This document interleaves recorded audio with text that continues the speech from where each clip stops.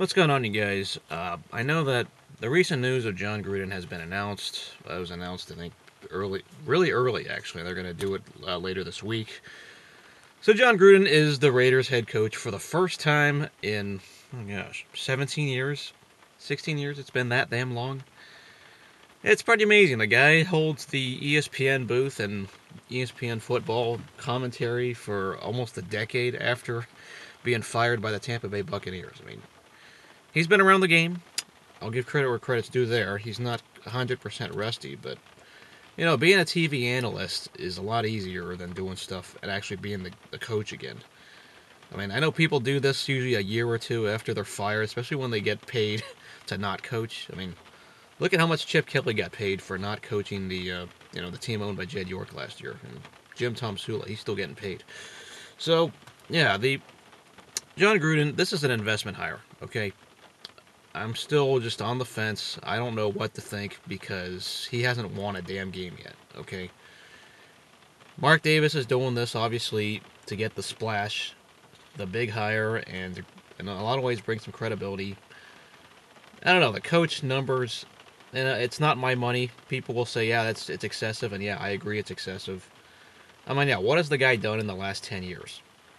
He's done TV commentary, and he got eliminated by the Raiders from the playoffs. He was knocked out. That's what's happened in the last 10 years with Gruden. Now, it's kind of cool. Everyone's probably liked his analysis job when he's doing quarterbacks and he does the color commentary. I think he called his last game again, which was the Chiefs' loss. That was awesome, but I'm not going to rub it into Chiefs fans. That's not. Uh, but yeah, he hasn't coached a game. An investment hire for Mark Davis, who is here to draw PSLs. When the Vegas Stadium opens up, you got to get people to buy PSLs to cover those costs of the stadium. And I don't know how long that's going to last. That's the catch when you get a new stadium. Everything costs more. All right. I don't know who's going to buy them, and I bet a lot of people will, whether it's corporate people. And a lot of things in sports have become corporate, so a lot of PSL buyers are going to buy into this. And I don't know what kind of fan base you're going to get in Vegas. Honestly, it's a hub. That's my problem about Vegas. It's just a lot of opposing fans are going to take over that building. It's when a team like the Cowboys comes in, or when a team, even like the Patriots, they're just going to take over that building in Vegas. That's just how I see it. It's going to be a hub for every fan base to take over.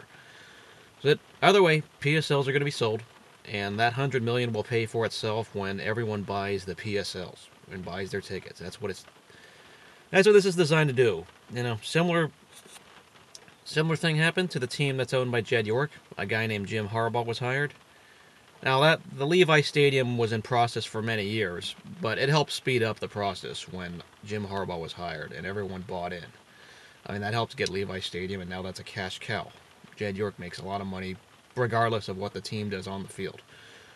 So, yeah, Mark Davis, he's going for broke. I don't even know the politics of how much he's paid for the new stadium in Vegas and all that. But I know that Gruden is going to play a role in that, whether it's just because he's the head coach and he's here to hit a pulse, and so on. I mean, it took an offer he couldn't refuse for Gruden. I don't know how much he was asking, and I don't know how many offers Mark Davis had to give to ante and raise it up. But he got him. Some people are going to be very happy, and it's your right to be. I'm not going to protest that or object to that. But I personally am not going to be happy until I see back-to-back postseason years. So it'll take a few years for me to really say I'm happy because we've seen it before. We've seen this tease. I've seen mediocrity. We've seen nonsense. We've seen this team's going to win. This team's going to win. They finally get their guy. Okay. Once again, Gruden hasn't coached the game in a decade. It's a different animal than just doing things from a TV, from the TV booth. The thing that I do remember of Gruden is that, besides the infamous controversial playoff game I don't want to talk about, is that the Raiders blew a bye week when they could have gotten a bye before that controversial playoff game. They lost, I think, a couple games. It was like the Panthers, and I remember the Jets. The Jets kicked a field goal, a 53-yarder to knock the Raiders out of a bye, and they had to actually go play a home game before they went out to the stadium I don't want to talk about. So there's things about Gruden that I don't want to remember, and that's the fact that a lot of close games happened. There was a lot of 8-8 games, and he started out 8-8. If anyone forgot. And you know why? Is there was a lot of close, heartbreaking games. A lot like the Dallas Cowboys under Jason Garrett. Those guys play to the bitter end, always to the level of their opponent. And I felt the Raiders under Gruden didn't know how to play with a lead. They always like to sit on it. 10-point lead. Okay, yeah, let's sit on it. Let's keep running the ball. Let's play conservative. That's what I remember under Gruden. Now, yes, a guy changes in 16 years. You hope so. But those are some bad memories. And people wonder, why was Sebastian Janikowski drafted first round? Because a guy named Michael Houston was missing kicks, and if he made some, the Raiders would have been a postseason year under those 8-8 Gruden teams. Anyone remember that? Anyone? Yeah. If you're a millennial, you may not have the memory of that. I still remember those things. I'm still in my 20s, but as a child, I still remembered a lot of those games that were too heartbreaking and whatever. And I always wondered, why do college coaches want Gruden?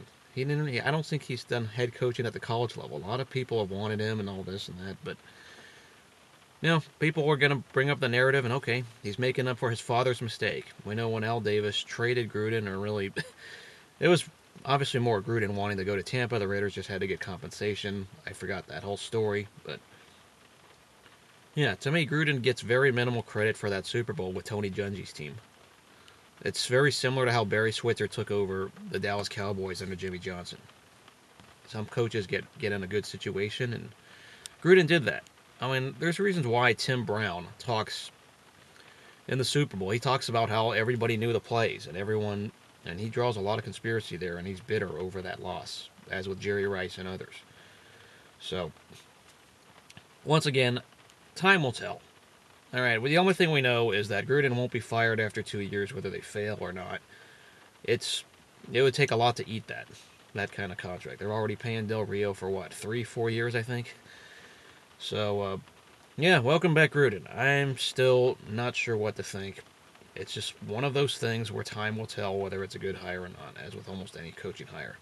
Now he's got Derek Carr to work with. He's got players to work with, and so on. But once again, it's been a long time since he's been coaching the game. You can't just say we're going to win games because he's Jon Gruden, all right? I'm not one of those kind of fans. Sorry. We'll see you guys later. Go Raiders. Let me know what y'all think of Gruden being the next head coach. I'll do a final State of the Oakland Raiders address like I always do at the end of the year. But, hope you're enjoying the playoffs. Maybe in a week or so I'll do my final thoughts on the season. See you guys later.